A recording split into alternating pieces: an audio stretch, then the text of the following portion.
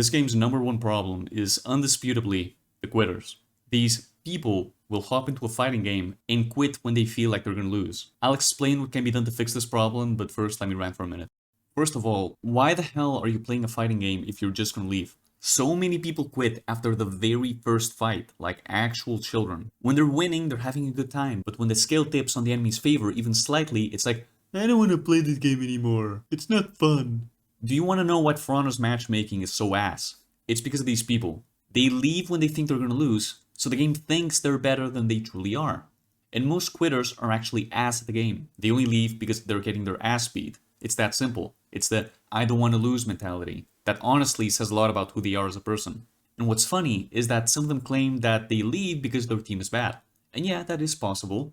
But again, it's kinda strange how 99% of leavers are actually horrible at this video game. Like, is your team truly bad? Or are you just getting steamrolled because you suck at the game and have zero idea how to employ strategy? In my experience, it's the latter. And for the people that get disconnected, that's your fault too. Very rarely will ForHonor actually boot you out of the game these days. And if that happens frequently, then there's something wrong with your internet. You chose to go into a ForHonor game knowing you have shit internet, and now your team has to pay for that. And Breach is the worst offender easily. People will leave frequently after one death. One death. Why the fuck are you playing this game then, you pussy? The game is only fun if you're winning, isn't it, you fucking child? Alright, with that out of the way, how do we actually fix this problem? No, a steal penalty isn't the solution, and timing out people isn't the solution either, because then they can just not play ForHonor. But they'll be back the next day and leave more games. The real solution is to first of all add a surrender option. If everybody in the team clicks this button, the game will automatically finish. And you can make it so that the team that surrenders doesn't get any rewards from daily orders so that this can be exploited. It's as if that game didn't even happen, but it will still count as a loss, so it will affect your MMR. However, for the people that keep leaving lobbies when they realize that they actually have to try to beat the enemy team, the real solution is to put these losers in their own lobbies. No one should have a problem with this, right? I'm just putting you in the lobbies with the people who are like you, right? What are you complaining about? That's what matchmaking is for. If you don't want to be placed in the quitters matchmaking, then stop quitting, you pussy. Or fix your internet. I don't care. Let's make a new stat called completion percentage. This stat will track the amount of games you've completed and the ones you've left. If this ratio drops below 80 or 90%, then you get put in the quitters matchmaking. And by the way, if you join an ongoing game and leave, obviously this will not count. As well as, if there's a bot in your team, a single bot can ruin an entire game, so I don't blame people for leaving in that scenario. But this way, all the sore losers will be put in these lobbies, while the rest of us real human beings get to enjoy a fun video game. Wouldn't that be nice? One more thing. This new completion ratio should be displayed above the players when you enter a lobby. That way we can shame these people for leaving games, like a sort of insignia that tells us who they really are.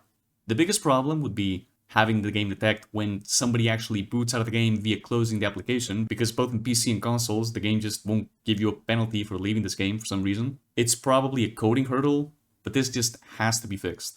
It's the biggest problem in the game, and it deserves attention. One last issue. Won't this make matchmaking queues longer? Yes, because now there's two separate lobbies. There's the human being lobbies, and there's the gay sore losers lobbies. But long queue times won't be a problem if they just add a quick play feature. You click it, and the game will put you into an ongoing game. It should also let you choose what game modes you want to join. Let's say I'm fine with playing Dominion, Breach, Elimination, and Brawls.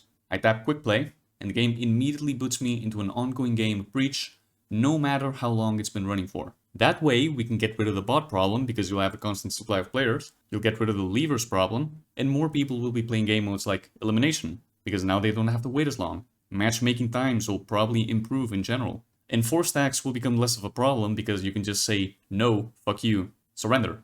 Although the real solution to 4 stacks would be to add a real competitive Dominion, but that's not what this video is about. All of this with 4 changes. Make the game actually detect when somebody leaves a game, put people who frequently leave games in their own separate matchmaking, add a quick play feature that lets you select multiple game modes at once, and add a surrender button. Honestly, this should come before any other character balancing issue, because at this point, this is ForHonor's biggest problem, and it's not even close.